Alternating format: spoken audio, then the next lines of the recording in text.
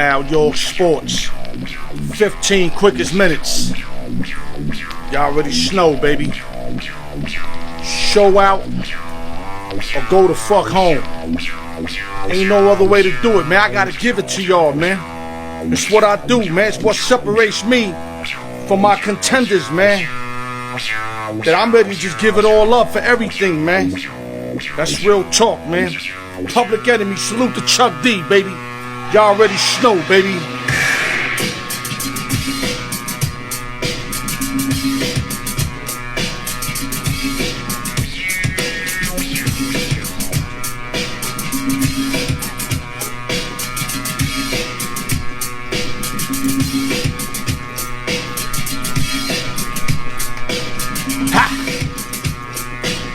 Let's get it, baby. Let's get it, baby. Al York Sports with another one, man. Real talk with another one, man. Before we get this show started, like I always say, man, you know I gotta pump this in the beginning, man. YouTube, like, share, subscribe, put your comments in, hit the notification bell. Keep doing what you're doing. Highly appreciated. And let's get to our shout out session. Shout out to the East Coast, West Coast, Midwest, Las Vegas, New York City, LES to the death, Triple H, everything, Dwayne Beeman. Remember, June 5th is his first fight, and every other Thursday after that to July 30th, the title fight. I already broke it down on the video, so y'all already know. Credit fix, never too late to get your credit fix. IG me, inbox me, email me, al.newyork@yahoo.com. Never too late to get your credit fix. Need advertisement, split screen, shout out. I'll come to your crib, post up, everything. Hit me up, we'll figure it out. And last but not least, open sessions and giveaways every Friday. Y'all continuing to play, continuing to tune in, and I'm going to continue to get hot shit. Like right now, I got this Lower Deck Sports, I got Bossman Sports, and I got a lot of new shit coming. I got some coast-to-coast shit coming, so it's all for the taking. It's up to y'all, man. Let's start the show, man. We're going to start off with sad news. Former Utah Jazz center 7'4" Mark Eaton dies after a bicycle crash at age 64 years old.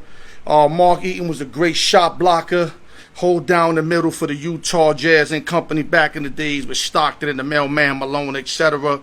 Real good big man. Never really was an enforcer offensively, but defensively he was. Eaton crashed his bike and was found laying around at 8:30 p.m. Friday in Summit County. Rest in peace. Salute to Mark Eaton. Damn, that's sad. Other news. Let's go right into the ice. Vegas Knights, they won a dramatic Game 7 the other day at home at the T-Mobile 6-2 over the Minnesota Wild. The other day went into Colorado, and they should not even have gone because they didn't show up.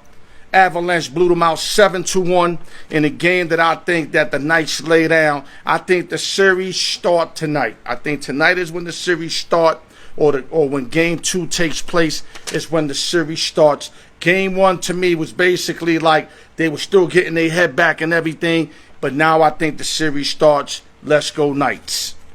Other news. We're going to go into my New York Knicks. I love my team. I stick by my team even though we down 3-1, even though we've been coming up short the last couple of games. People are starting to nitpick at us, saying we ain't as good as we thought they were, or etc. Let me tell you something, man. Atlanta Hawks got a real good team.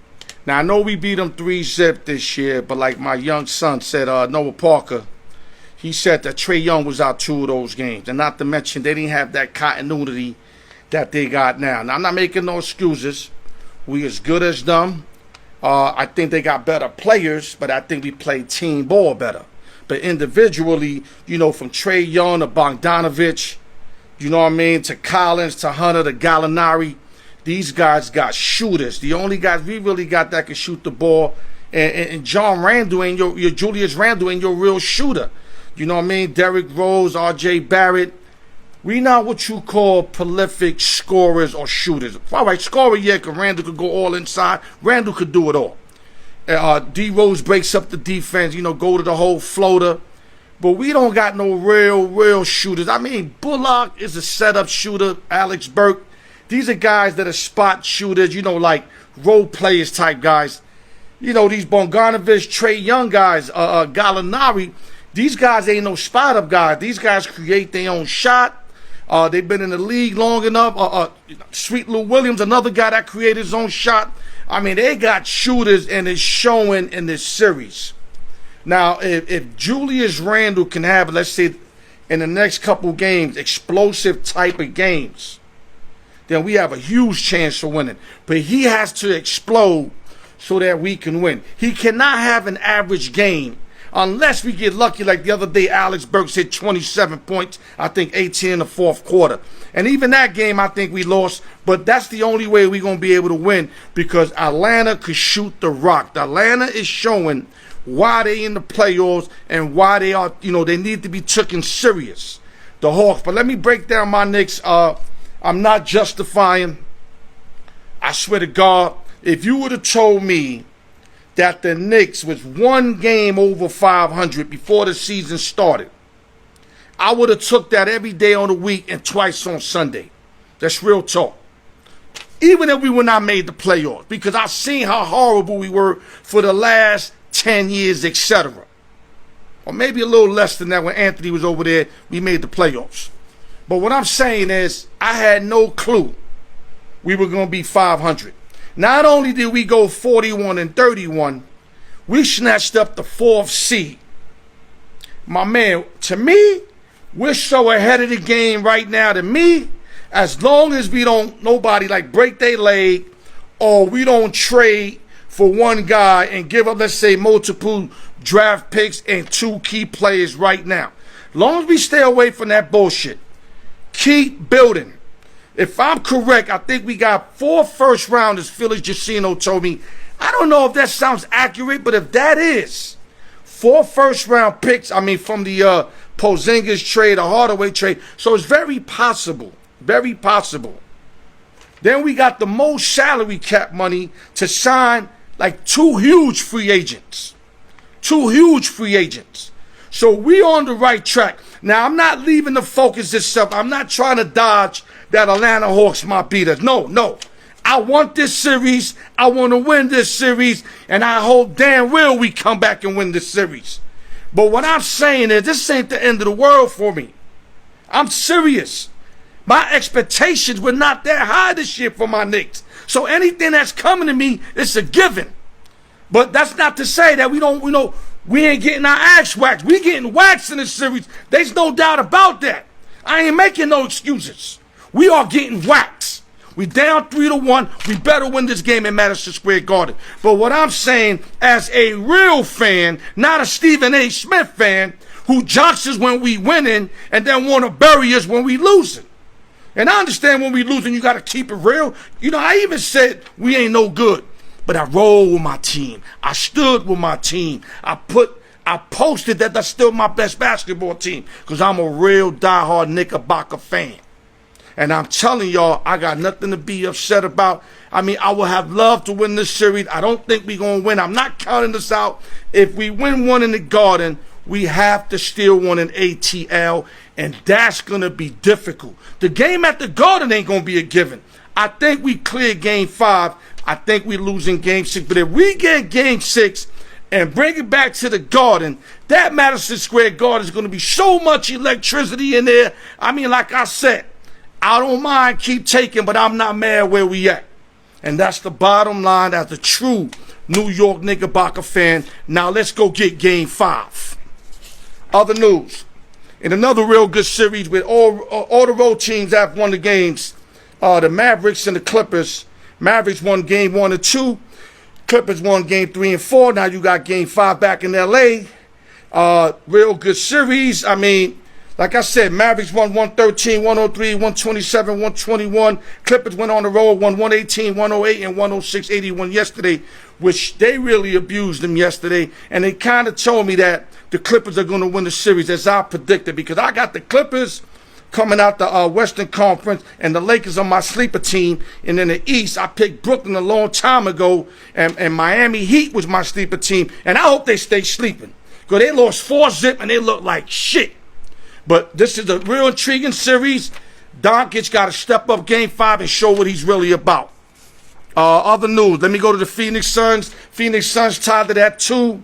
AD's out. I don't know how long AD's going to be out. They said he's going to miss Game 5. If he misses Game 5 at the Valley, Suns have to win that, go up 3-2. Then they got 2 games to close out the champion Lakers, which it's going to be difficult to do, but it's very possible.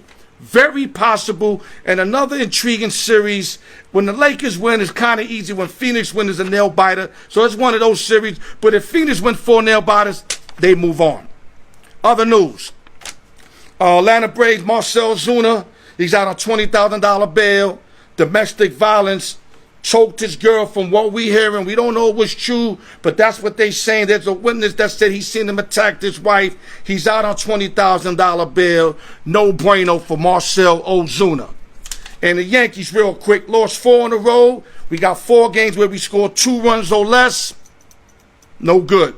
No good. You ask me, we slept these 4 games. It almost seems like we're setting up our rotation and we resting people. Not making excuses, but you can't get swept by the Tigers. You cannot get swept by, I don't care if you played in Motown. Yankees usually dominate the Tigers, and the Tigers swept us, and then we lost to the who beat us? The Rays. The Rays who own us. Rays own us. You know what I'm saying? So we gotta come back from this funk, which we will. We 5.5 games out from the Rays at 29-25. The Rays are 35-20, and Boston 32-21. 2 games out. Other news: Yankees to be back. Okay, I posted up a thing. Toughest running back ever. My opinion, it's Earl Cambell. I didn't watch his whole career, but I watched some of his career enough to know that the guy was a locomotive. Earl Cambell, I mean, there's so many images when I seen him run a linebacker over. I seen his jersey get ripped and he's fighting through the ripped jersey.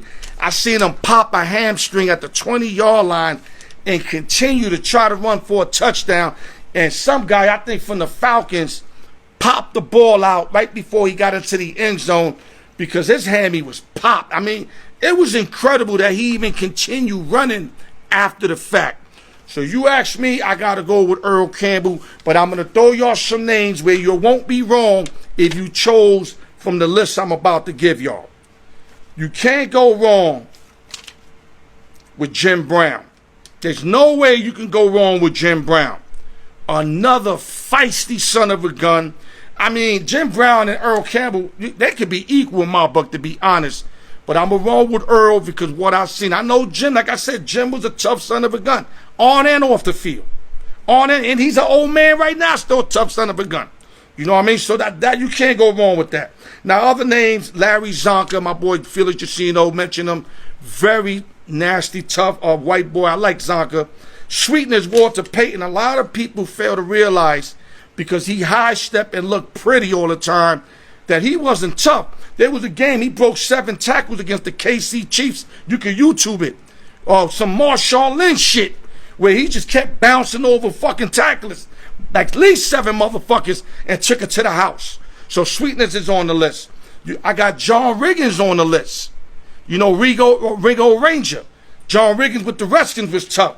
I got William Andrews, a guy that a lot of you guys might not know about from the Falcons. I personally see the game where safety tried to tackle him and he fucking broke his shoulder. That's real talk. William Andrews.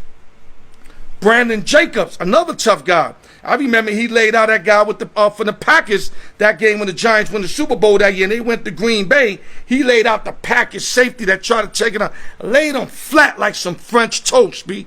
Real talk. You can't forget Marshawn Lynch. Beast mode. You got to put Beast mode on the list. Franco Harris got to get on the list. Franco's a tough runner for years. And last but not least, a lot of people not mentioning this, I'm surprised, maybe because his career was short, was Bo Jackson. What Bo Jackson did to Brian Bosworth. You know, and a lot of other people that Bo Jackson steamrolled over in Auburn, and even when he went up to the Raiders.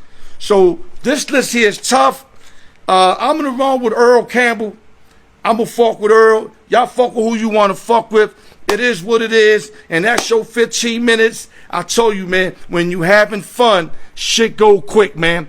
And with that, I'm just gonna say thank you guys for continuing to tune in. Thank you for tuning in on Fridays, open sessions and giveaways. Like I said, the more people, the merrier that we get on the show. All right? Thank y'all. Tune in to my boy Dwayne Beeman. Don't forget June 5th. And remember, YouTube, subscribe, like, comments, notification bell. Al York Sports, the Raw Truth. Salute the Public Enemy. Love y'all motherfuckers. Ha! One love, baby.